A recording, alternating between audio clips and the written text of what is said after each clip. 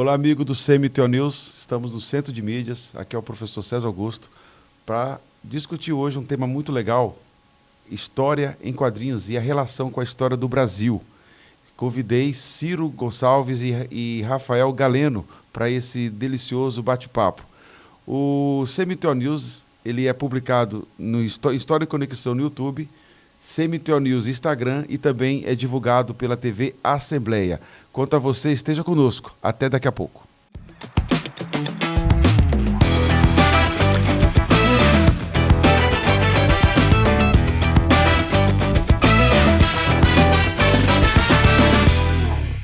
Estamos de volta, beleza? Tudo bom, Rafael? Tudo bom, professor? Tudo Satisfação de estar aqui. Igualmente, satisfação também tê-lo mais uma vez no podcast CMTO News. E temos uma presença ilustre aqui do Ciro Gonçalves. Tudo bem, Ciro? Tudo bem, César. Tudo bem, Rafael. Prazer aqui estar no CMTO News. O podcast CMTO News é um podcast vinculado ao Colégio Militar, né, Senador Antônio Luiz Maia, e sempre debatemos aqui, discutimos assuntos interessantes. E hoje vamos falar de história em quadrinhos. Uma satisfação conhecer a vossa pessoa, o seu trabalho, né? E a sua contribuição aí nessa arte, né? Uma arte, né?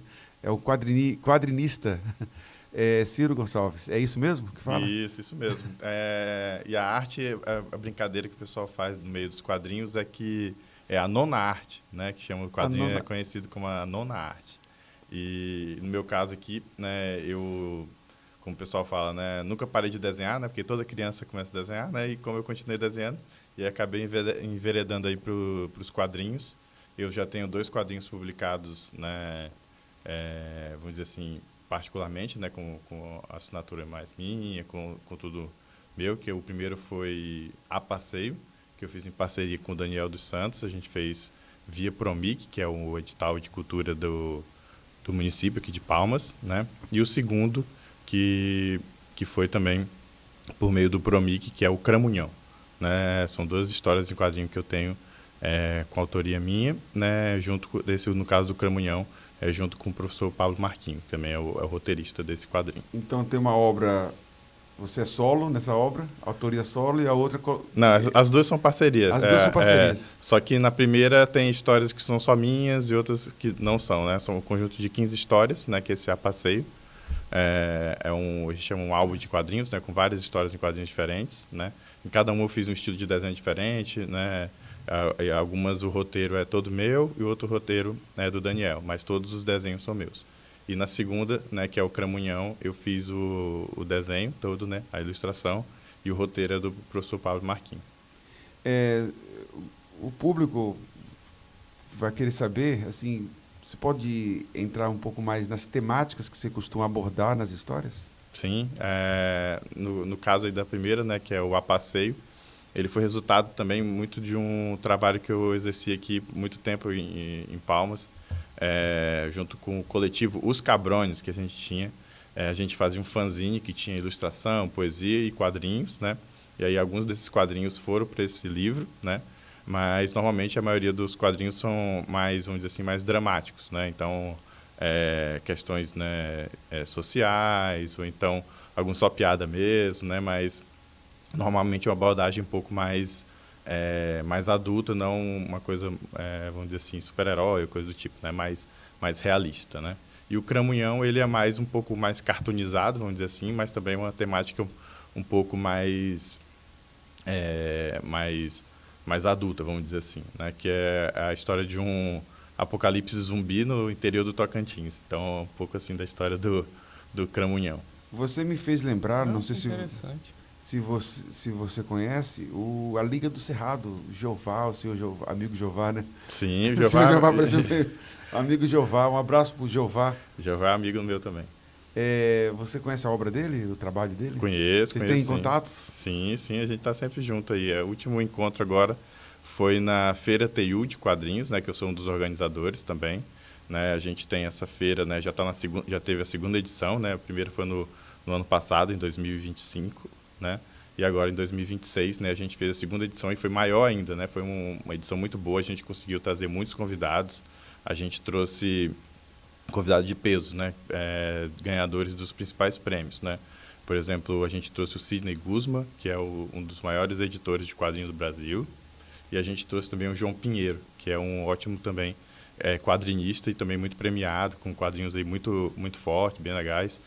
Por exemplo, recentemente ele ganhou prêmios com a Carolina de Jesus, né, que é uma adaptação da história da vida dela e tudo mais, né? Ele é um quadrinista muito, muito bom também, a gente conseguiu trazer ele, né? E essa feira TU de quadrinhos já é um evento de quadrinhos, só quadrinhos, né? O foco maior é esse, né? E aqui no Tocantins é o maior que tem. O Max Andrade veio também, não foi? Veio, o Max Andrade veio também. Max Andrade, para quem não conhece, quadrinista que fez alguns trabalhos por Maurício de Souza, né? O estúdio Maurício de Souza, que é uma abordagem mais autoral de personagens criados pelo Maurício, né?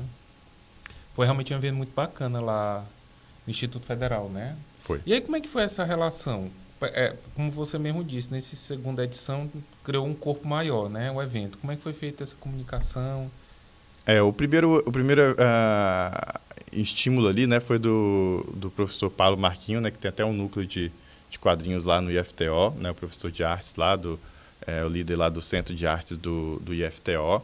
Né, e aí ele faz parte do grupo do Norte em Quadrinhos. Né, e aí o pessoal falou assim, mas lá no Tocantins não tem evento de quadrinhos. Ele falou, agora vai ter. Aí ele conseguiu inventar. Aí a gente já tem o coletivo juntos, né? Eu, o Pablo e o Álvaro, que a gente faz os quadrinhos juntos, normalmente. E aí a gente conseguiu, né, algumas verbas para fazer o primeiro evento da Feira TU. Aí foi um sucesso. Né? E no agora, ano passado. Isso, no ano passado. E aí, agora, para essa edição, a gente teve mais apoio ainda, né? Outras instituições vieram, como o Sebrae, o Sesc, ajudaram bastante a gente. E a gente conseguiu trazer mais convidados e deixar o evento um pouco maior, né? Então, a gente teve espaço maior também para divulgação. Então, foi nesse caso aí, o Max, né, um dos quadrinistas aí, que é bem conceituado no Brasil, ele veio também participar da nossa Beco dos Artistas ali, né, onde fica as mesas, os quadrinistas vão vendendo os seus próprios quadrinhos, né, cada um tem uma mesa específica. E aí a gente conseguiu também, né, recursos para trazer vários autores legais, né? Então a gente trouxe o João Pinheiro, a gente trouxe, né, dois editores muito bons, que é o Sidney Guzman, né, que é o criador dessa linha que eles chamam Graphic MSP, né, que é o graphic novel, né, que normalmente é o que chama quando é esse romance em quadrinhos, né, não é uma edição seriada, né? Então foi uma edição bem legal essa segunda da Feira TU de Quadrinhos. E faz parte do circuito amazônico de quadrinhos. Então, a gente teve um apoio maior ainda, né? O pessoal faz um trabalho muito bom, né? Que é capitaneada ali, uma das principais é a Samela Hidalgo, né? Uma incentivadora dos quadrinhos ali da região, né? Então, ela é manauara, né? Lá de Manaus, então ela tem uma atuação muito forte, tem unido todo mundo, né? E feito esse circuito, né, chegar para todos os lugares aqui da parte norte e com mais força ainda. Bacana. Ela tem feito um trabalho bem interessante, né? Norte em Quadrinhos, né, Sam? Isso, o nome vamos dizer assim, do movimento dela, né, é Norte em Quadrinhos. Aí já está fazendo cursos, né, tem a plataforma de cursos, né, por exemplo, curso de editoração, que é a área dela, né, que ela trabalha na Panini, que é a editora de quadrinhos principais, assim, né, que tem Marvel, DC e tudo mais, né? Então, ela já trabalhou em outras também, né? Então, é uma pessoa que está dentro do meio e é da nossa região, né? E está usando isso para fazer com que chegue para mais pessoas e mais pessoas, né, se capacitem também, fazendo a cena aumentar mais ainda. Você é formado em Direito e em Jornalismo. Em que ponto da sua vida acadêmica nasceu se despertar pelos quadrinhos? Ou já veio antes da academia? Não, eu acho que foi no curso de jornalismo mesmo. O curso de jornalismo, para mim, foi muito bom para aumentar as minhas leituras, né? E uma das leituras que aumentou para mim foi dos quadrinhos, né? Então, conheci gente que gostava bastante de quadrinhos, né? A partir dali, a gente se juntou, né, para ler mais, para fazer também, né? Que foi que saiu essa publicação, né, que eu mencionei, que era o fanzine que a gente tinha, né, de um coletivo que a gente tinha, o fanzine chamava Nonada, né, que é aquela primeira frase do do Grande Sertões Veredas, né? Então a gente tinha esse fanzine, chegou a ter 15 edições, né? Foi um fanzine muito legal que a gente conseguiu produzir, bastante ali no suor, né? Mas bem produzido. Uma experiência boa, né? Para colocar em prática, né? Os quadrinhos, a poesia, outros textos ali. Então foi um aspecto legal e foi muito em decorrência aí desse lado do jornalismo, né? Porque aumentou o leque de leituras, né? Mas, né, já vinha muita coisa antes, né, da infância, de desenhar. Eu sempre fiz curso de desenho, então sempre volta e meia aparecem os quadrinhos, né? Bacana. Tem até um autor que faz jornalismo em quadrinhos de renome internacional, né? O Joe Sacco. Tem. O Joe Sacco, ele faz... os principais dele, né? São de Gaza, Palestina, né? Região Então, ali do Oriente Médio. ele tem muitos quadrinhos nessa pegada. Ele é o principal expoente do jornalismo em quadrinhos, né? Se a gente for dizer assim. E sobre a aceitação com o público? Vou falar de forma assim, bem do senso comum. Eu sempre percebi assim uma certa... eu falo ignorância no sentido de não conhecer. Não no sentido que as pessoas colocam como estupidez, não. De não conhecer. Não há uma atribuição assim de quadrinhos somente para criança, um adulto. Quando você apresenta a história em quadrinhos que também pode alcançar o público adulto, você se deparou com algum preconceito, algo nesse sentido? Não, porque É acho uma que... curiosidade que eu tenho. Sim, né? Acho que é mais desconhecimento de todo mundo mesmo, né? E também a gente pode olhar também, no caso, no recorte brasileiro, né? De pouca leitura também. Então, por exemplo, se a gente for olhar para o mercado editorial francês, né? Quadrinho e outros tipos de literatura não tem uma diferenciação muito grande, né? Então, eles têm esse entendimento de que tem quadrinho para adulto, tem quadrinho para criança, tem quadrinho para adolescente, tem toda essa diversificação, né? No nosso cenário, eles colocam como se fosse uma categoria menor do que a prosa, por exemplo. Sim. Então, isso uma questão que, pelo menos olhando assim para a história das histórias em quadrinhos, né? É um processo aí que tem várias questões, né? Se a gente for olhar para o mercado americano, teve a época do marcatismo, coisa do tipo, né? Que eles fizeram um tipo de censura lá, né? Que eles tinham que ter o código, né? Que é o chamado Authority, não sei se tu conhece isso. Então, por um bom tempo nos Estados Unidos, não podia ter história de quadrinho com violência, não podia ter história de terror, que normalmente, antigamente, tinha muito aquelas criptas, aquelas coisas do tipo, né? Então, tinha quadrinhos nesse sentido. E aí teve um movimento, né, todo para fazer com que os quadrinhos fossem limitados. Era aquela coisa que levava o pessoal para marginalidade. Igual o pessoal fala de videogame, né? Sim. Então, tinha a mesma coisa para os quadrinhos na época.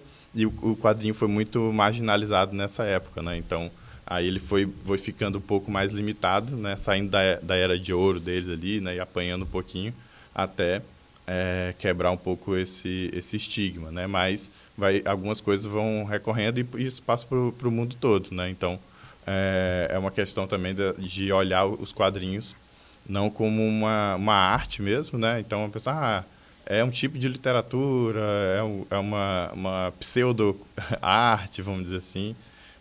Não consegue atingir o nível de um livro. Não consigo entender levar um clássico da literatura para a pessoa, mas vou dar um quadrinho para ela que ela consegue, né? Então, que vem aí um pouco dos preconceitos também. Dos quadrinhos, às vezes o pessoal pensa, estou ajudando a pessoa, né? Mas aí, às vezes, está rebaixando. Mais fácil de entender. Então. E até o exemplo aqui do Angola Janga, eu acho que ele é legal por causa disso, porque ele não é mais fácil de entender, não. Exatamente. Nessas leituras da vida que a gente lê de forma espontânea, sem se referenciar, não que seja história em quadrinhos, mas eu vi uma vez uma leitura que desde o período pré-histórico, chamado pré-histórico, né, conhecido como pré-histórico, a arte rupestre já é ali de forma embrionária essa necessidade da representação, das pessoas representarem, que claro que pode não ser diretamente, mas vai evoluindo de tempos em tempos até chegar na história em quadrinho, na literatura, na arte que nós temos hoje. Se a gente for... que é um gancho bem se grande. for puxar sardinha para os quadrinhos, né? Então, o quadrinho é a primeira arte ali, né? Se a gente for pensar, né? Porque tem aquelas cenas, né? De animais sendo caçados, mas é quadrinho puro, né? Então... Mas interessante uma coisa que o Ciro falou do mercado francês, né? Porque eu considero o mercado francês um dos mais amadurecidos, vamos dizer assim, na relação que eles têm com quadrinhos. Eles têm temáticas das mais variadas possíveis. Eu acho que mais variado que o mercado francês só o japonês, assim. Muito variado com temáticas adultas mesmo, né? Inclusive, recentemente, o livro mais vendido, se eu não me engano, 2022, 23, a data agora exata não me recordo. O livro mais vendido de um ano recentemente na França foi um quadrinho, que é O Mundo Sem Fim. Exatamente. Do Staff, se eu não me engano, né? Um dos autores. E isso mostra a força que a linguagem tem, o acesso e o reconhecimento por parte do público, né? Porque é um livro que trata justamente sobre ações do homem que podem levar ao final do mundo, né? Vamos dizer assim, o fim do mundo, poluição, etc., e caminhos para construir uma alternativa, né? Sustentável, a exploração de recursos na Terra. Legal. E aí não é vamos dizer assim, um romance, uma narrativa, é mais uma reflexão, né? Sim. Uma reflexão política e filosófica. Exatamente. Sim, lá é muito interessante. Eu tenho um quadrinho francês que fala sobre árvore, sobre botânica. Aí, ó. Tem outro sobre... E aí, só para pegar esse gancho aí, Rafael, também na Espanha, né, um dos principais autores de todos os tipos, né, assim, do objeto livre, vamos dizer assim, também é um quadrinista, que é o Paco Roca. Genial, ele é considerado o grande artista do momento lá. E ele é um quadrinista, né? Então é um lado legal também dos quadrinhos, mostrando um pouco da vitalidade dos quadrinhos, né? Se a gente for pensar, né, sempre esteve aí com a gente, né? Mas agora está tendo um pouco de maior reconhecimento. Uma visibilidade maior, né? E o Paco, ele traz essa coisa da historicidade da Espanha, né? Ele fala muito da ditadura de Franco nos quadrinhos dele. Bacana. Né? Muito interessante. Aí o Rafael, que é um colega e um amigo aí de trabalho e de ideias intelectuais, ele também gosta muito de quadrinhos. E aí ele falou assim, César, vamos trabalhar sobre a Angola Janga. Então, Rafael, vamos primeiro apresentar o autor, né, de Angola Janga, falar um pouco da obra dele, das premiações. Sim. Eu trouxe algumas imagens, mas você pode... A ideia era mostrar justamente a versatilidade que o quadrinho assume para tratar diversos temas, né? E um deles é a história, né? Inclusive eu trouxe também alguns quadrinhos piauienses que falam de história, né? Posso falar deles agora? À vontade. Um deles é... Se você me permite mostrar para a câmera. Um deles é a Carta de Esperança Garcia. É uma personagem histórica que está tendo um processo de redescoberta, vamos dizer assim, que ela é considerada a primeira advogada do Brasil. É um título honorário atribuído pela OAB brasileira, né, OAB nacional, porque ela foi uma escrava que escreveu de próprio punho uma carta para as autoridades da época pedindo pela liberdade dela ou que ela pudesse pelo menos voltar à sua terra de origem, né? Há todo um contexto de que ela teria sido levada à força de uma fazenda para outra, estava sendo submetida a atos de violência e tudo mais, e ela era uma escrava letrada, tinha sido alfabetizada pelos padres jesuítas. Então ela decide escrever de próprio punho uma carta pedindo pela liberdade dela ou que ela voltasse para a terra natal dela, né? Então, esse documento que foi redescoberto, né, recentemente, acabou dando vazão a essa pesquisa histórica do autor, que é o Bernardo Carvalho. Bernardo Aurélio. Bernardo Carvalho, eu confundi com o escritor. Bernardo Aurélio, que é historiador piauiense, junto com o João, que é o roteirista.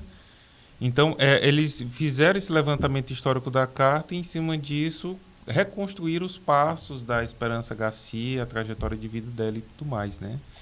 E o Bernardo fez com o irmão dele, o Caio Oliveira, Foices e Facões, que retrata a Batalha do Genipapo, que é uma batalha que nós, piauienses, entendemos que merecia um maior reconhecimento nacional pela importância que teve no processo de independência do Brasil. 13 de março de 1823, sabe? Exatamente, 1823. Todo piauiense tem que ir lá visitar o monumento. Monumento da Batalha do Genipapo. 13 de março de 23 está para o Piauí, como 2 de julho está para Bahia, né? Com relação às guerras de independência que quebra aquele discurso tradicional que ficou só no Ipiranga, né? Com certeza. Tem um conflito nacional, né? Como o amigo mesmo disse, em 1823, ou seja, né, a independência tinha sido Setembro de 22. né, declarada, Quase. mas os conflitos regionalmente ainda persistiam, né? E Exatamente. aí forças piauienses se opuseram ao exército do Fidier, se não me engano, que era, né, quem comandava o exército português na região lá de lá do Piauí. E a Batalha do Genipapo, ela é fundamental, né, nesse processo de reafirmação. E pouco falada. Muito pouco falada. Batalha sangrenta mesmo, que houve um levante popular em defesa. E é mais nas proximidades de Campo Maior, a cidade de Campo Maior, né? Tem hoje um monumento que é onde ocorreu a batalha, tem um cemitério lá. Diz que né, esse conflito, dos até fugindo, né, morreram. o conflito chega até no Maranhão, na cidade de Caxias. Sim. Então foi um conflito muito grande ali, Sim. Geograficamente também. Eu acho que até todas essas guerras, né, que, assim, que aconteceram no Brasil nesse período, né, todas elas são meio negligenciadas, assim, ninguém lembra das batalhas, né? Porque por muito tempo foi colocado até na educação pública, o Brasil é um país pacífico, né? Sim. Aí quando você vai ver inúmeras revoltas, aí você começa a questionar. Assim, E também, se você olhar o nosso tamanho, né? Como é que fica desse tamanho, né? Não tem como... E para manter o tamanho e para ter esse tamanho, né? Exatamente. Tem um documentário, até deixar de dica aí para os nossos ouvintes, nossos telespectadores aí. Chama guerrasdobrasil.doc. Não sei se vocês já viram esse documentário. Não. É uma série documental. Teve em vários streams aí, mas tem, né, no YouTube aí. Ele inteiro para assistir. Um dos episódios fala sobre a guerra do Genipapo? Não, a guerra do Zumbi? a guerra dos Palmares, né? Vamos dizer assim. E também há outras guerras, né, que ocorreram no Brasil que pouca gente menciona, né?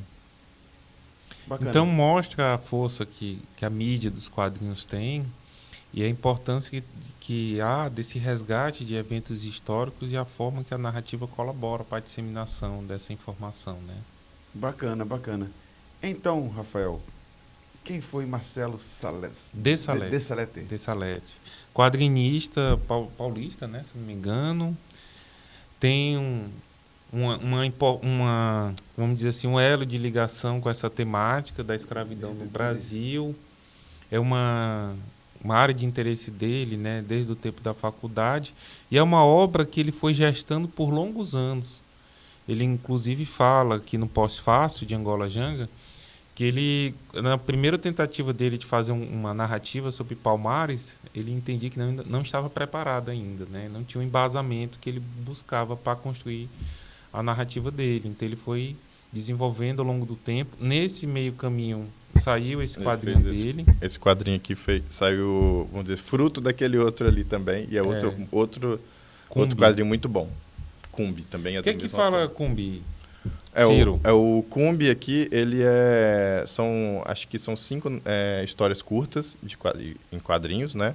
Que o Marcelo de Salete fez, né? Com alguns aspectos, né, vamos dizer assim, da cultura afro-brasileira, vamos dizer assim, desse período, né, que os povos foram escravizados, né? Então, tem um capítulo, né, chamado Cumbi, né, mesmo sendo o título, né, uma das histórias se chama Cumbi, que é uma forma de chamar os mucambos, né, que são os lugares onde eles se assentavam, né, conseguiam viver, né, a vida deles um pouco melhor, né, longe da escravidão, né.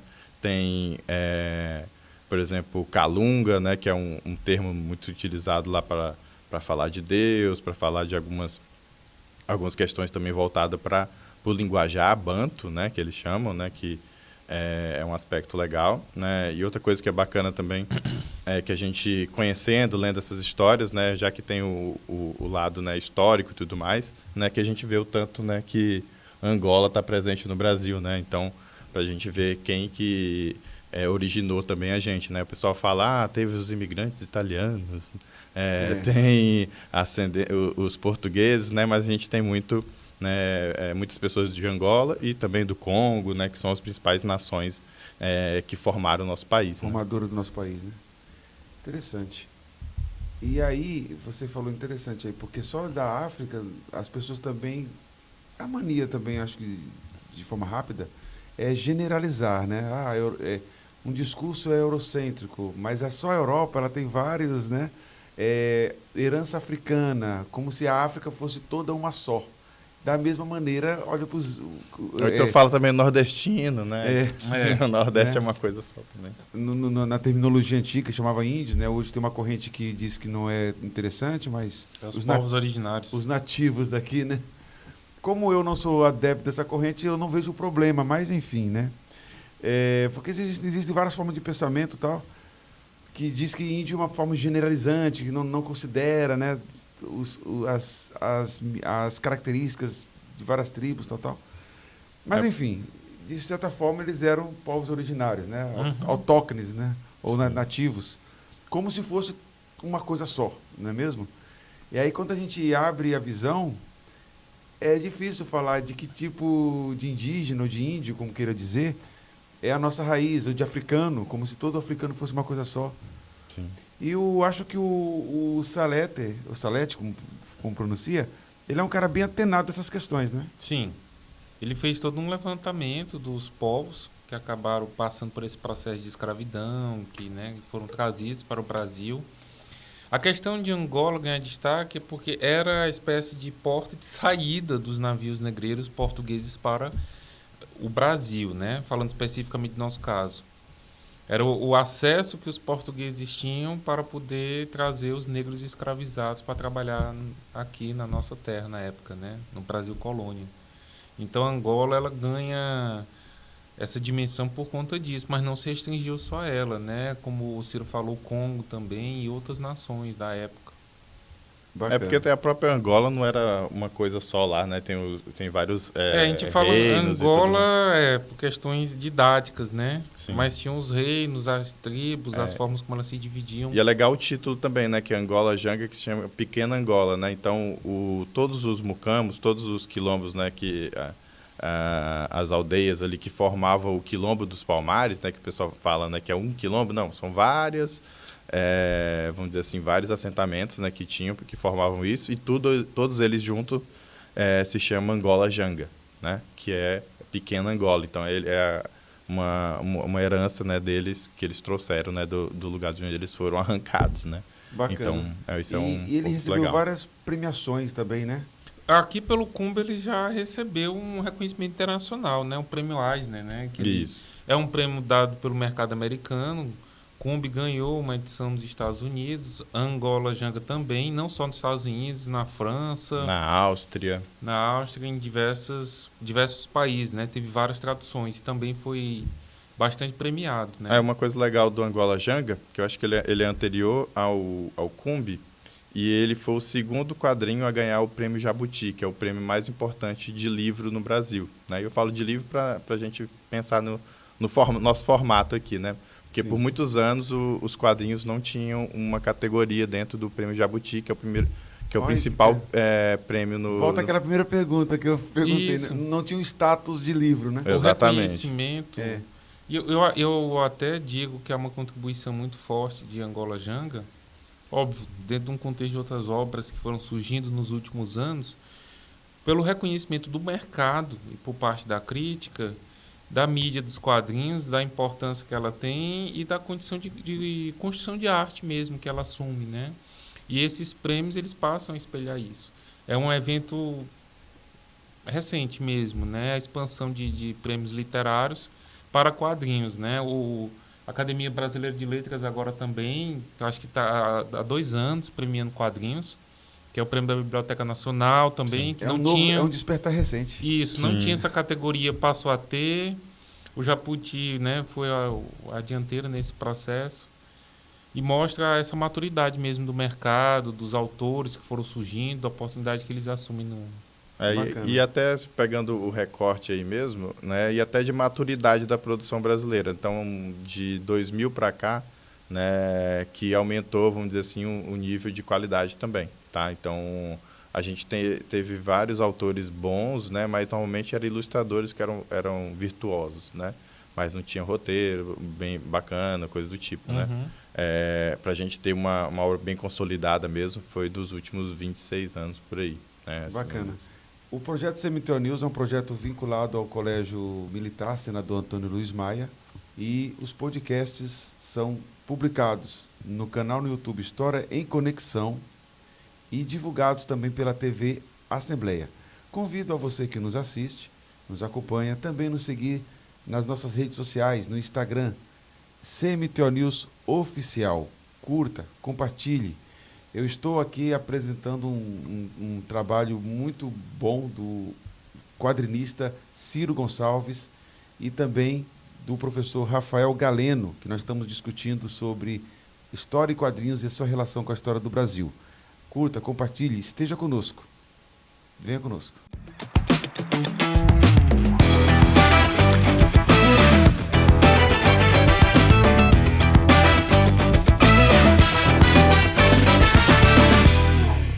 Estamos de volta, beleza? Tudo bem, Ciro? Maravilha, tudo bem. Muito bom. O nosso papo aqui sobre história em quadrinhos e conhecendo o seu trabalho e também do meu amigo Rafael São Paulino. Tudo bom? Tudo. Então, no primeiro bloco, nós estávamos falando da grandeza, da importância e do espaço que a arte, a nona arte, em quadrinhos está ocupando. E nós percebemos que tem muito por fazer, né? Só recentemente que a Academia Brasileira de Letras está voltando os olhos para essa arte que era ignorada, vamos dizer assim. Mas falamos também no primeiro bloco sobre a importância, né, a obra e o legado de Marcelo de Salete, né? E, em especial, acredito que a principal obra é essa que está em tela, Angola Janga. Sim. Então vamos... eu quero saber de vocês de que forma a história do Zumbi dos Palmares é abordada por Marcelo de Salete. Pode falar. Tá, beleza. Eu acho que é bem legal aqui para começar o papo sobre o livro, né, e a história em quadrinho Angola Janga, do Marcelo de Salete. É logo no título dele, né, que ele coloca lá, uma história de Palmares, né? Então, esse quadrinho, ele é fruto, como o Rafael falou, né, é fruto de um estudo muito, muito grande, né, do Marcelo de Salete, né, sobre a história de Palmares, né? Como não foram os negros, né, escravizados que escreveram a história deles, né, tem poucos registros e tudo mais, né, a importância, né, de uma obra dessa, né, que faz, né, o trabalho, né, de criar, né, aquilo que poderia ter sido feito por eles se eles tivessem voz, né, se eles tivessem espaço para isso, né, e aí, né, usa a narrativa dos quadrinhos, né, para auxiliar nisso, né. Então, por isso que o nome é Uma História de Palmares, porque ele, né, pega a partir de vários registros, ele vai tentar reconstruir, né, esse cenário, né. Então, e acho ele bem feliz nesse sentido, porque é uma história muito grande, né, se a gente for olhar, né, a história de Palmares, que é uma região lá, né, principalmente dentro de Pernambuco, né, do estado de Pernambuco, que pega vários estados, né, mas principalmente, né, Pernambuco na época não tinha o desenho geográfico de hoje, ele abrangia mais, né, talvez seja por isso. Era na época das capitanias, né? Provavelmente hoje esteja eu acho que chegava, né, até na Bahia, talvez, algumas coisas, né? É bom lembrar porque... O desenho das capitanias era editárias, né? A gente está falando aqui do Brasil do século XVI. Isso, e exatamente. a configuração geográfica era outra também. Sim, tem que ter essa consideração. E também, né, Palmares tem uma história de mais de 100 anos, né? Então, que é uma coisa legal que a gente tem aí. E, né, olhando aqui enquanto obra, né, do Marcelo de Salete, ele não vai para um lado muito didático, né, logo de cara, né? Então, a história mesmo do Angola Janga, ele quase não tem muito narração, é mais, né, Eu percebi isso também. os personagens agindo, você tem que prestar bastante naqueles atenção. momentos de tranquilidade. Né? Aí ele até utiliza assim, as cicatrizes dos personagens para poder identificar cada um deles, né? E aí você mencionou do zumbi, né? Por exemplo, o zumbi só vai aparecer lá para página 200, 300, né? Isso. Por ali. Na verdade, como diz assim, é um campo da literatura que eu nunca tive tanta atenção. E mais assim, recentemente, quando nós estávamos conversando lá no colégio, eu até brinquei com ele em alguns momentos assim mais possíveis de folhear um livro, né? Aí lá na biblioteca tem, né? Legal. Aí eu percebi, assim, eu vou confessar aqui que eu não cheguei a ler todo, então também eu não saberia pontuar em que lugar da história que Zumbi dos Palmares aparece. Mas eu percebi nas primeiras páginas que tinha pouca falas, era mais desenhos assim e numa tonalidade escura, porque eu lembro de algumas aulas com relação à fotografia, ao cinema, que a gente precisa olhar para as cores dizem muito, né? A linguagem, quando o cara coloca uma escrita, a forma do balão, né? Sim. A cor predominante. Então, mostrando assim o lado psicológico assim do que é a escravidão. Ele tenta transmitir. É pesado o ambiente assim, né, das histórias, né? Ele tenta transmitir a dramaticidade do período no desenho. Isso eu quero explicar. Perfeito, perfeito. Mas é isso mesmo, né? E até mencionou, né, cinematograficamente, né? Fazendo esse paralelo com o cinema, né? Quando tem muita narração no filme, o pessoal já fala assim, o diretor não sabe nada de cinema, né?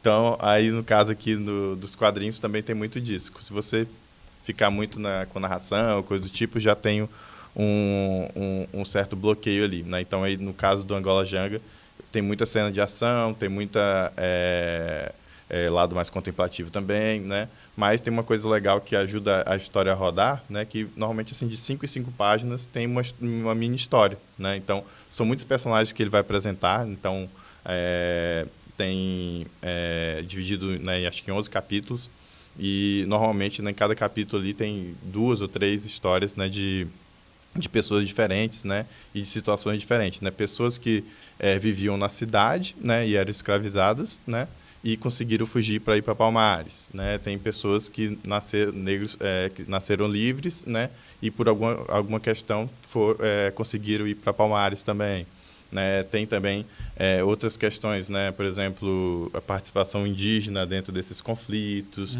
né? Tem as milícias, né, que foram feitas durante as guerras ali contra a Holanda, né, contra os holandeses que estavam aqui no território brasileiro, né? Então tem várias dessas mini narrativas dentro do livro ali, né, que fazem parte desse contexto aí da história de Palmares, né? E são apresentados alguns nomes fortes aí que ajudaram a construir isso, né? O Ganga Zumba, que era um dos principais líderes. Ele era tio do Zumbi, Palmeiras. É um dos principais líderes. Tem o Soares, que é o que depois vai trair o Zumbi, né? O Zumbi não tem uma história, né? Pegando a história, vamos dizer assim, oficial, né? Ele não tem um nome bem definido assim na academia, né? Então aqui o Marcelo de Salete ele escolhe uma das histórias que tem possibilidade de ser mais próximo, né? Que aí nomeia ele de Francisco, né? Que ele aí consegue ir pro Quilombo e ascender a Zumbi, né? E o título de Zumbi sendo um título de líder, de liderança, né? De imortalidade, né? Uma coisa mais forte dele também. O nome dele não se sabe, né? Não, né? Aqui ele deu de Francisco, né? E é uma das histórias, né? Então não quer dizer que ele também pelo menos no Angola Janga, o de Salete não quer colocar assim, ele é o príncipe, ele é o grande, né? Não, ele é uma das pessoas. E o mais legal do Angola Janga também é isso, né? Mostrar que é uma história a partir do ponto de vista, né, dos escravizados, né, dos quilombolas ali, né, da Angola Janga, né, que é o quilombo dos Palmares aí. Esse que é o mais legal, mostrando o lado mais humano, né, de traições, de briga de poder, né, de relações familiares, né, então são aspectos bem legais. E a complexidade, né, das relações sociais que se estruturavam no Brasil nessa época colonial, né? O Ciro mencionou a questão dos indígenas, né? Dos nativos, povos originários, a relação que eles tinham com os escravizados africanos que vinham para cá, que porventura, né, se punham em liberdade, se refugiavam nesses quilombos e tudo, não era muito preto no branco. Não era muito uma perspectiva de nós contra os portugueses, vamos dizer assim. Não, havia alianças que se formavam e que mudavam com o passar do tempo, inclusive alianças de povos nativos com os portugueses, né? Então, são relações muito mais intrincadas, né? O Marcelo, como o Ciro falou também, eu acho muito interessante, ele não procura construir aqui um documento definitivo sobre Palmares. Ele deixa claro, primeiro, que é uma proposta artística e não documental. Que ele faz várias coisas bem bonitas, né? Da parte gráfica mesmo, né? Igual o César viu aí, né? Que tem um desenho bem interessante, bem forte. O grafismo dele é sensacional. É perfeito. A arte dele é maravilhosa mesmo. Então, ele não tem essa proposta historiográfica, né? Eu vou fazer o documento definitivo sobre Palmares. Um dos pontos que ele destaca é essa questão de dar voz a indivíduos invisíveis na história, né? Porque ele, inclusive, faz essa reflexão, né? As principais fontes históricas que temos desse período é de quem infligiu dor aos escravizados, de quem perseguiu, queria matar eles, né? quem queria matar, quem perseguia, né? Quem odiava. Então você tem a figura do algoz como a voz que a história preservou em relação a esses episódios históricos, né? E isso é um pouco problemático, que você não tem o outro lado. Então você procura trazer à luz justamente esses sujeitos que a história transformou em um grande apagamento, né? Porque no Frigir dos Ovos, o que se resumiu no imaginário popular Palmares? Na figura de uma pessoa, né? Que é o zumbi. Isso. E aí foi se criando, inclusive, uma mitologia, vamos dizer assim, né? Em torno de zumbi. E não é uma coisa tão limitada, né? Essa questão. Que é um desafio também, porque, de qualquer forma, ele está dando voz, a voz vem dele, né? Que já é uma questão temporal, periódica, diferente. Sim. Ele vem de uma escola do século XX, né, diferente do século XVII. Sempre essa questão de ressuscitar os apagados também é uma espécie de voz do outro. É muito difícil. Esse conceito de que os povos que não dominavam a escrita não eram da história veio no século XIX, com a corrente positivista. Eles achavam que as populações africanas, ameríndias, etc., eles, por não dominarem a escrita, logo eles não tinham história.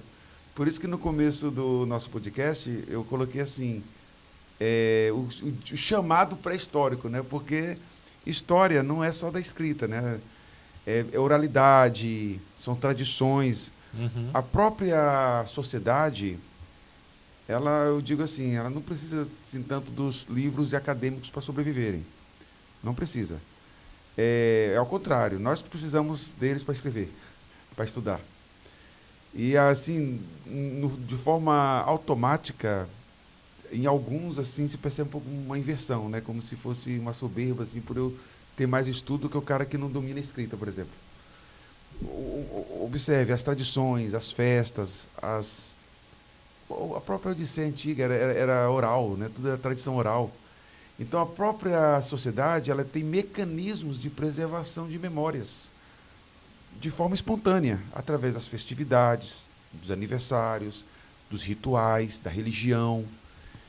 E o século XIX, ele cunhou esse conceito baseado no positivismo.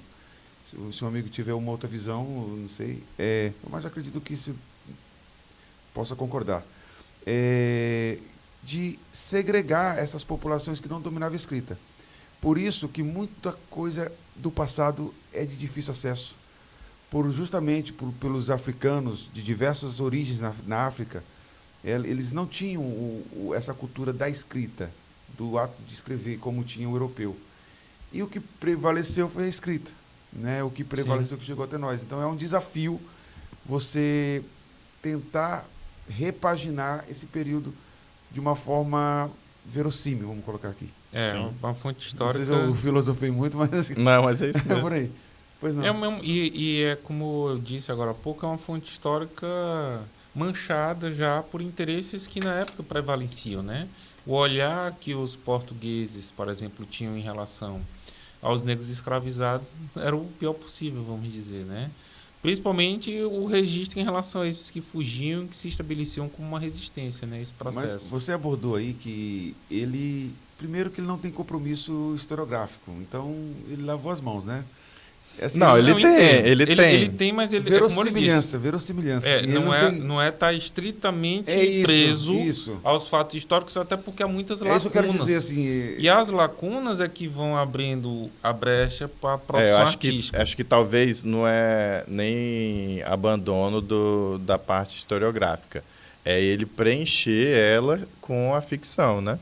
É isso que eu estou dizendo. Com a narrativa. Porque na literatura, a obra literária é uma obra literária. Sim, pode ser. Ela é possível, ela é uma janela para você entender certo passado, através, não como historiador que busca documentos, fontes, mas imaginários, os rituais, o modo de pensamento, tentar resgatar pela ficção. A ficção, ela pode alcançar mais o real do que, às vezes, a tentativa de ser real. Exatamente. Isso que é o legal da literatura. Isso eu quero dizer, ele não tem o compromisso de um historiador que busca mostrar a realidade dos fatos. Sim. Mas, pela ficção, talvez ele chegue até mais longe do que o historiador. Perfeito. Acho que é bem isso, porque Sim. ele é historiador, né? O Marcelo de Salete. Ele é historiador? Ele é historiador, ele é mestre em História pela USP e o próprio livro tem essa preocupação, né? Tem uma introdução falando sobre o contexto, né? Tem a bibliografia, né? E tem um glossário no final, com vários termos e os personagens também, que são citados lá. Todos os personagens têm amparo, né, na história, né? Pegando a fala do Rafael, né, que ele tenta buscar as complexidades, as contradições, porque realmente, de forma rápida, nós temos a tendência de homogeneizar todo o contexto, né? Sim. Como se, vou usar eu ainda uso, né? O Sérgio Buarque de Holanda chama de índio, né? Eu sei que tem outro contexto, outras abordagens atuais, ok? Mas, assim, como se todo índio fosse igual, isso quer dizer, não é, e não é. Uhum. É como se todo africano fosse a mesma coisa, não é. Como se todo escravizado tivesse a mesma visão de mundo. Tinha escravizado que não queria sair de perto do senhor de engenho. Isso não faz a escravidão ser boa, entendeu? Uhum. Não é outro... E até tentando resumir um pouquinho assim, né, se a gente for... Ele traz essas coisas, essas contradições, não traz? Exato.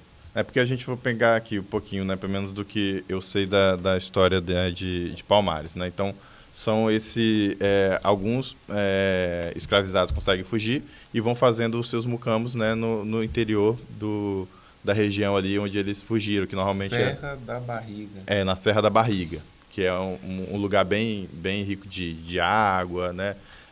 Temperatura boa também. E na época de difícil acesso. E muito difícil acesso, né? E por isso, onde eles se escondiam. E eles tinham a vantagem, né? Que eles eram muito bons em construir e derrubar e levar para outro lugar. Então, esse era uma característica muito forte desses povos que começaram a formar o mucambo, né? E tanto que eles foram crescendo para fazer vários deles, né? São mais de 10 mucambos que tem na região da Serra da Barriga, né? Então, isso foi um processo de 100 anos, né? Eles conseguindo sobreviver lá, né? E criando a sociedade. Então, 100 anos é muita gente, né? Sim. Mas sempre, né, recebendo incursões aí da coroa portuguesa para tentar destruir eles, né?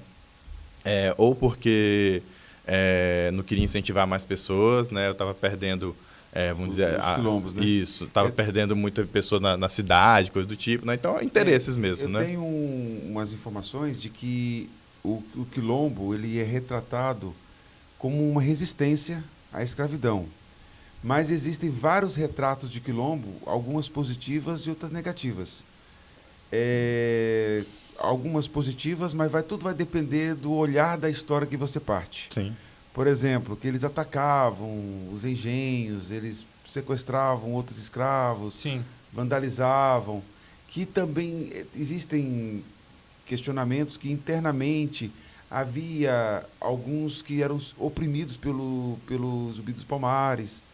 E tem outra visão também, que mesmo com essas incoerências internas, ele termina sendo um caricato, né, transformado vou colocar melhor, transformado em um personagem de resistência. Eu acredito, não sei se vocês podem dar o teu contraponto ou não, é que o resgate do personagem dele, eles se atentam mais ao personagem de resistência. É o que predomina. Mas, num olhar mais profundo, eu acredito que todos vão reconhecer que houve dilemas complexos ali entre Zumbi dos Palmares e os próprios moradores. No caso do livro, mostra bastante isso, né? Porque tenta, né, entender como foi, porque o retrato aí do quadrinho, né, são os últimos anos ali de resistência de Angola Janga, né, que é o Palmares, né? Se tiver uma outra visão também, pode não, mas é isso. Então, são os últimos anos, e aí é mostrando como foi a derrocata deles, né? Desses anos. Não é a construção, nem como é que eles viviam lá, mas, né, como foi que foi sendo destruído, né? E aí, por exemplo, acordos que eles tiveram que fazer, né, com o governo, né, de Pernambuco lá. O tio Zumba, meu nome do cara, o primeiro? Ganga Zumba, acho. Ganga Zumba, ele fez um acordo. Sim. E aí, os demais moradores de Palmares chamaram ele de traidor. Sim. Eu li um pouco sobre isso. E daí mataram ele e o sobrinho, que nós não sabemos o nome, né?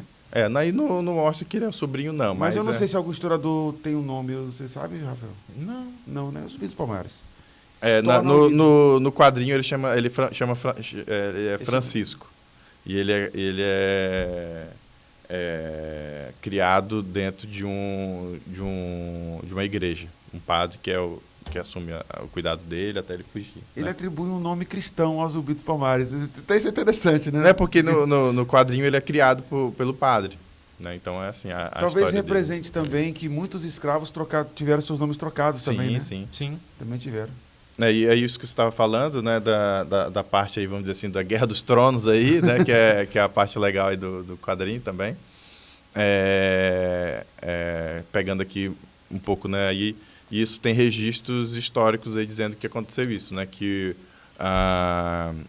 aí por isso que ele se baseia para criar a narrativa dele, que mataram a mãe dele, que era era a líder de um dos mucambos, não lembro se é Alcotirene, uma coisa assim, parece que é a mãe do Ganga Zumba, né, que é um dos principais líderes dos Palmares, e prendem os filhos dele. Aí ele fica meio sem opção, né, e tenta fazer esse acordo de paz, né, porque eles são muito numerosos, né, então os registros que tem no final do livro falando, por exemplo, Recife tinha 8.000 habitantes, né, e Macaco, que é a sede de Palmares, né, é do principal quilombo, tinha 6.000 pessoas. Né, então, ele é uma rivalidade grande, né, vamos dizer assim, pelo menos de número de pessoas. Né, então, tem essas questões também. E aí, né, dando um pouquinho da construção da história de Palmares, né, o Ganga Zumba faz um acordo, né, com o governo para eles ocuparem Macaú, acho que é o nome de um quilombo mais próximo, né, do centro deles lá, da capitania lá de Pernambuco, que eles moram mais perto, só que os outros líderes de Palmares não aceitam. Né? Por isso que tem esse cisma, vamos dizer assim, esse racha, né, dentro das lideranças de Palmares, que acaba, né, destruindo esse quilombo de Macaú, né, junto com o ataque, né, dos próprios portugueses, com o ataque de lideranças, né, como, por exemplo, o Zumbi, né, e acaba sendo o destronado, né, o Ganga Zumba aí, com veneno, né, que isso também foi Foi envenenado dentro da história aí, né? E aí que acende o Zumbi como a referência, sendo a resistência aí, né? Que é a parte mais forte dele, né? Então, ele sendo essa vertente, vamos dizer assim, de resistência de Palmares, né? Então, por isso que acho que ajuda a construir mais o mito dele também, né? Tem uma coisa que é importante lembrar, o Ciro mencionou, mas eu vou reforçar, a gente está falando de uma história que se prolonga por um século. São 100 anos entre o surgimento e a derrocada de Palmares, né? Com o último líder, é pós-zumbi, inclusive, pós-zumbi, o último líder sendo derrubado.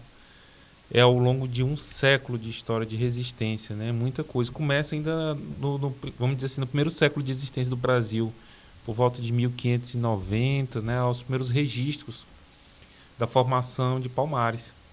Eu né? acho que existe muito anacronismo de ambos os lados, assim, de qualquer vertente, porque na época, mas o zumbi também escravizava, concordo. Mas na época, a primeira mentalidade da época era outra do que a nossa, não que eles tinham, vamos dizer assim, é fácil para nós hoje falar que a escravidão era ruim. Mas havia, assim, escravidão na África, na própria África, internamente. Até a história de que os africanos que vinham para cá, eles eram vendidos por africanos, né? Lá exatamente. na guerra entre tribos territoriais, eles escravizavam uns aos outros. Mas acho que esse não acho que não é o ponto principal, né? Ainda mais pegando até esse recorte, né? O que eu estou dizendo aqui, só um momentinho, é que a mentalidade, o modo de trabalho, de viver na época, era esse. Por exemplo, mas ele escravizava. Ok, ele também escravizava assim como os portugueses, porque o modo era diferente e, na época, o mundo não tinha passado por uma revolução industrial, com trabalho capitalista, assalariado e tal. Então, se não escravizasse, seria o quê? Essa é uma pergunta que eu deixo. E no caso aí de... assim, porque evita anacronismo, né? Hoje é fácil eu julgar negativamente, é isso que eu quero dizer. Sim. Aí tem a questão mesmo, né, de como foi construída a história, né, dos povos negros também, né? Que aí, no caso, né, dos escravos, né, tem aquela questão, né, que vem dos eslavos, então não tem nada a ver com eles, é o pessoal mais nórdico ainda que inventou esse negócio de escravizar os outros, né? Então, que teve o lado, né, vamos dizer assim, mais contundente aí, né, que até formou todos os países, slaves, né, em Mas inglês. A escravidão foi uma página da humanidade até recente, em todas as culturas. Mas tem vários tipos também, né? Por exemplo... várias formas. Os árabes já escravizavam parte dos africanos antes dos portugueses chegarem lá também. Os próprios que você falou aí, os povos eslavos da Península Balcânica, eles também eram escravos. Escravizavam os muçulmanos lá. Né, o Império Turco Otomano, que era muçulmano, também escravizava parte das regiões Balcãs. A escravidão deixa de ser um legado, uma coisa positiva, assim, uma visão, passa a ter uma visão mais negativa com o trabalho assalariado, com a Revolução Industrial. Né? Sim. Então, assim, eu estou falando assim porque muita gente... Estou tentando assim, fazer uma questão honesta, né? Porque para nós, hoje, nós estamos de outro tempo. Nós temos outros valores assim, de negativo e positivo com relação ao zumbi, na época do zumbi. Isso eu quero... Aí no caso, aí pegando aqui do Angola Janga, né, que eles colocam, que é mais a questão dos escravizados dentro do quilombo, era mais para os guerreiros, né? Então, pegavam, capturava eles e eles ficavam para lá. Eles não eram mercadoria, né? Não é, que esse que é o grande problema que aí é a ascensão do mercantilismo. Então, se não tivesse, por exemplo, escravos, né, para trabalhar, não tinha cana-de-açúcar, não tinha nada. Isso. No caso do quilombo, né, eles mesmos plantavam, então é o lado comunitário, né? Então, não era a mão de obra principal deles, era essa, né? Isso que acho que é o grande diferencial, né? E é por isso que eles fugiam lá e tudo mais, né? Muitos fugiam para lá, né? Não, foi por isso que ficou gigante, né? Isso. E a grande ascensão de Palmares foi quando os holandeses atacaram, né? E tomaram, né? Acho que 20 anos eles ficaram, né, com parte do Nordeste ali, tomaram dos portugueses, né? Até os portugueses conseguirem tomar de volta, né? Então, foi nessa época que eles ficaram em paz e aí eles cresceram, né? Que ficou com uma população gigantesca, né? O Palmares, né? Então, é um pouco aí da história deles, por isso que eles conseguiram ficar 100 anos aí, com um pouco de mais liberdade. E um aspecto legal também, né, que a gente fala assim, a ascensão e a queda de Palmares, né? E aí, se a gente for pensar, né, até esse lado historiográfico mesmo, que a gente pensa, tem um dia que começou e tem um dia que terminou, né? Mas né, a gente sabe que não é assim, né? Sim. E aí eu acho que é legal também da obra do... Não é assim. Acordei no quilombo e amanheci o quilombo. Eu achava ruim quando tinha na aula de literatura, começou o arcadismo aqui, terminou aqui. Não, tem gente fazendo o mesmo estilo até hoje. Isso. Mas uma coisa que é legal do Angola Janga que até uma frase de um bandeirante, né? Que ele fala assim, a gente tem que achar até o último aí pra gente matar, porque se a gente não matar o último como é que me chama? Palmerino? Palmarino, né? Palmarino? Palmarista. Palmarista. Se a gente não matar o último palmarista, esse pessoal aí, eles não são uma pessoa só, né? Aí é questão de ancestralidade, né? De povo, de nação, né? Então, aí ele fala assim, a gente tem que matar todos, né? E aí o legal do quadrinho é que acaba, né, com eles alguns conseguindo fugir, né? Que por exemplo, tem quilombo no Tocantins, né? Que veio parar, né? Então, se a gente for pensar de onde eles saíram, né? Então, é legal isso do quadrinho também, para dar essa dimensão, né, de que não acaba assim, né? Então, e da continuidade. E tem um recurso no epílogo mesmo do quadrinho, que ele vem dar um devaneio, né? Vem parar no tempos de hoje, né? Mas é bem artístico mesmo, assim, poético, né? Que é uma das personagens femininas aí, que também aparece pouco, mas aparece. Que é a Dandara, aparece aí ela, criancinha, e ela viaja um pouco assim na cabeça e vem a imagem dos tempos de hoje, né? Então, aí ela vai e volta também, né? Para mostrar que essa questão ainda está aberta até hoje, né? Bacana. Quando a gente está na literatura, nas teorias literárias, a gente sempre aprende que a literatura ela é um mundo do que é possível, né? Assim, não que o historiador ambos os campos usam a narrativa, né? Por isso que tem historiadores que vai colocar assim a narrativa ficcional, os elementos da narrativa fazem parte tanto da história como da literatura. Porém, a história ela tem um preso, algo preso ali. O cara não pode inventar personagem, ele tem que tentar, por mais que seja uma narrativa, e toda narrativa tem contrapontos, mas ele tem, por exemplo, eu gosto de usar o exemplo da queda das Torres Gêmeas. Por mais que tenha a narrativa árabe, do mundo muçulmano, do americano, mas o fato foi. Entendeu? Ali ninguém pode falar que não foi. Derrubar as torres. Exatamente. Pode ter várias visões, interpretações, mas o fato aconteceu. Já a literatura, ela não necessariamente precisa... Ela tem mais liberdade de você construir personagens. O Marcelo, ele é formado em História, então talvez ele dê esse peso para a obra pela sua formação. Porém, como literatura, ela não se prende somente ao que aconteceu. Ela também é uma forma de fruição. Fruir, né? O deleite. Eu leio uma obra literária, algumas vezes eu quero saber realmente se ele trabalha algumas questões sociais e tal. Outras vezes, eu só quero me divertir. Sim. Eu quero viajar na ideia ali do Odisseu e tal. Como obra literária também, como é que fica? É uma pergunta complexa, isso que é bem legal. Ele te dá esse espaço também para... igual isso que eu mencionei, né? A gente está aqui dentro dos conflitos ali de Palmares, né? Aí acho que está quase tudo acabando, né? A gente fica nessa tensão, né? De mata um, mata outro, né? O outro é traído, outro é envenenado, os bandeirantes estão na cola deles, estão trazendo o canhão, né? Aí começa a destruir tudo. E aí tem esse momento dessa criança, né, quilombola lá, que ela vai... Aí dá esse recorte, a gente está contando essa história de sofrimento aqui, de perseguição, mas acontece hoje em dia também, né? Porque aí ele mostra o devaneio da criança lembrando, voando assim do mundo e volta, vai até uma metrópole, assim, né? Já que ele é de São Paulo, deve ter feito pensando em São Paulo também, com pichações, com não sei o quê, mas só vê aquilo lá e depois ela volta. A avó dela chama, acorda, menino?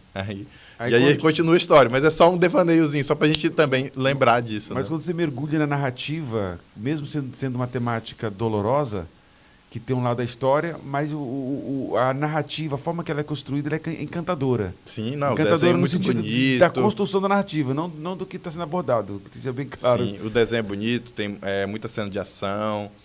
Tem uma coisa que é legal também, que eu acho bacana, que ele retrata alguns... a parte iconográfica, né? Eu particularmente não conhecia, iconográfica angolana, negra, né? Vamos dizer assim, desse período, né? Com alguns desenhos, né? Alguns grafismos, né? Tem um que é um grafismo que parece um sol e uma aranha, uma coisa do tipo assim, que é bem legal. Esse que está do ladinho aí também é um símbolo que ele sempre colocava, como era um lugar que tinha bastante fruta, né? Então isso para guiar as pessoas que estavam fugindo, você está chegando num lugar que vai ser bom para você viver, ou a gente está perto de você, entendeu? Não tem esse desenhozinho do lado? Pode até virar aí às vezes, ó. Esse íconezinho aqui, ó. Esse símbolo aqui é um símbolo de prosperidade. Qual? Né? Banto. Esse aqui, ó. Esse aqui de baixo. Ah, sim, sim. Aí eles faziam nas árvores, né? Para os outros que fugiram saber, esse lugar aqui tem frutas, esse lugar pode ser que a gente esteja aí, né? Então é uma coisa bem bacana também. Esse devaneio que o Ciro mencionou, né, que a personagem tem já no final, é interessante porque, de certa forma, costura Angola Janga com outras obras do Marcelo, né? Ele tem esse foco em personagens marginalizados, em personagens excluídos da sociedade, mesmo em obras mais contemporâneas, como Encruzilhada, né? E está sempre esse olhar pelos excluídos, né? E, no fundo, há, sim, uma questão de cor nessa discussão social aqui no Brasil. Há uma questão de cor. Discussões sociais e raciais no Brasil se cruzam muito fortemente, né? Então, é como se fosse um elo entre o passado e o presente, né? Que traz essas questões aqui, elas permanecem ainda hoje. Há uma ponte, vamos dizer assim, né? Então, ele vai no passado e vem no presente e vai... Isso. É o anacronismo forçado aí, né? Então, a gente está o tempo todo ali no século XVII... E aí vem para o século XX rapidinho e depois volta. Essa perseguição existe. Ele dá não é mais o bandeirante, né? Não é mais o bandeirante e a polícia que dá esse sarrafo no preto. É como se houvesse uma mensagem dentro desse contexto. Bacana. Né? Aquele pesadelo não acaba aqui. O pesadelo não acaba aqui. Ele continua, ele permanece. Né? E é uma questão que é foco de atenção. Nem necessariamente até o pesadelo, né? Mas eles ainda estão aqui, né? Até em construção de nação do Brasil, né? Também. Nosso tempo é curto, né? Eu espero que vocês tenham gostado do nosso bate-papo. Bom. Mas façam as suas considerações finais, aí eu faço o fechamento. É um tema que a gente não vê o tempo passar, né? Já mais de 1 hora ali. Sim. E abordamos várias questões aqui interessantes. Faça a sua consideração, faça a sua e eu faço o encerramento. Minha consideração é a mesma de sempre. Leiam. Leiam. Toda vez que eu venho, gosto de dizer e repito. Leiam mais. Leiam muito. Leiam. A leitura é o caminho do conhecimento. E leiam quadrinhos, cara. Leiam quadrinhos. Quadrinhos é bom demais. Tem quadrinho para todos os gostos. Quadrinhos com foco na história, como esses que nós falamos hoje. Enfim. Se abram para esse mundo. Eu peço para a produção dar um close ali no São Paulino, no Rafael Galeno. Olha para a câmera ali e mande um abraço, um beijo para as pessoas que você mais ama depois de Deus. Minha família, minha mulher e meu filho. Manda um abraço para eles aí. Um beijo. Bacana. Para quem não sabe, o nosso amigo Rafael torce para o tricampeão do mundo. Sim. São Paulino. Eu também sou São Paulino. E aqui nós temos um rival aqui, né? O corintiano. Tudo bom? Ó, foi uma satisfação conhecer você, né? Nós não nos conhecíamos, mas a partir de agora vamos manter contato aí. Faça suas considerações finais. Maravilha. Então, pessoal, a gente falou bastante aqui do Angola Janga, né? Que é um quadrinho sobre, né, a história de Palmares, né? Que tem o Zumbi dos Palmares, que é o mais famoso, mas ele não é mais famoso do livro ali, né? Mas é legal ver todos os outros personagens, né? A história bem contada. E, né, igual o Rafael falou aqui, né, vamos ler, né, e no meu caso aqui puxar para o lado que eu gosto mais, né, que são os quadrinhos, né, e os quadrinhos brasileiros, né. Então, aqui em Palmas, né, no Tocantins, a gente tem, né, a Feira TU de Quadrinho Brasileiro, né? A gente já fez a segunda edição, agora em 2026, a gente fez 2025 e 2026.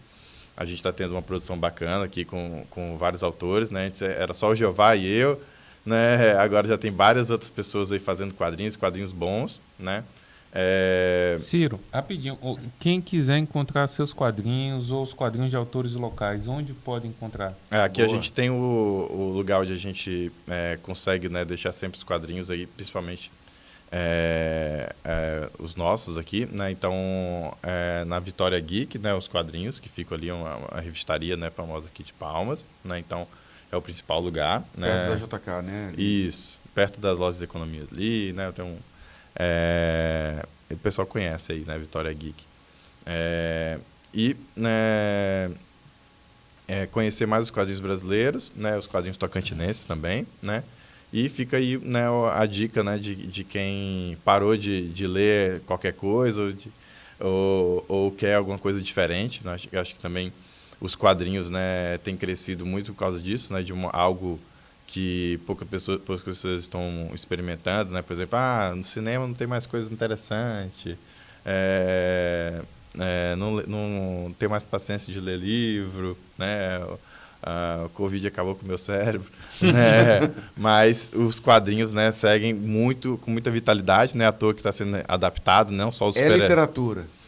E aí esse aí já é um problema, né? Que o pessoal fala assim, é literatura, né? Não, a gente é mais da vertente de que quadrinho é quadrinho, né? E não, literatura é prosa e poesia, né? Vamos dizer assim, e outras... Quadrinhos é leitura boa. Quadrinho é um tipo de arte diferente, vamos dizer Dá um assim. close aqui no Ciro, chama de Igor. Ciro, manda um abraço, um beijo aí para as pessoas que moram no seu coração aí, em primeiro lugar. Um abraço aí para minha esposa, Natália, para minhas filhas, Lia e Liz. Bacana. Eu agradeço a presença do Ciro. É corintiano, né? Mas tá tudo bem. Corinthians não tá tão mal quanto São Paulo, tá bom. Eu não posso falar muita coisa. Nós não podemos falar muita coisa, né? Ainda Mas estamos bem. de técnico novo, quem sabe, né, Rafael? E o técnico era do Corinthians antes. Pois é, mas antes era São Paulo. Brincadeira. É satisfação conhecê-lo, viu? Espero que possamos ter outras oportunidades, viu? Eu espero que você tenha... Com certeza você contribuiu. Inclusive, Ciro, eu peço até licença ao César, quando tiver a próxima feira Taiu, o espaço está livre aqui para você divulgar, comentar dos convidados, de temática, viu? Esteja já convidado desde já. Eu vou indicar outros autores aqui também para vir para conhecer. Bacana. Agradeço mais uma vez. O Rafael já é parceiro aí de muito tempo. E é isso. Curta nosso trabalho, nos siga nas redes sociais, História e Conexão, CMTO News. E agradeço por acompanhar até o final. Aqui é César Augusto, História para dentro da cabeça. Tchau.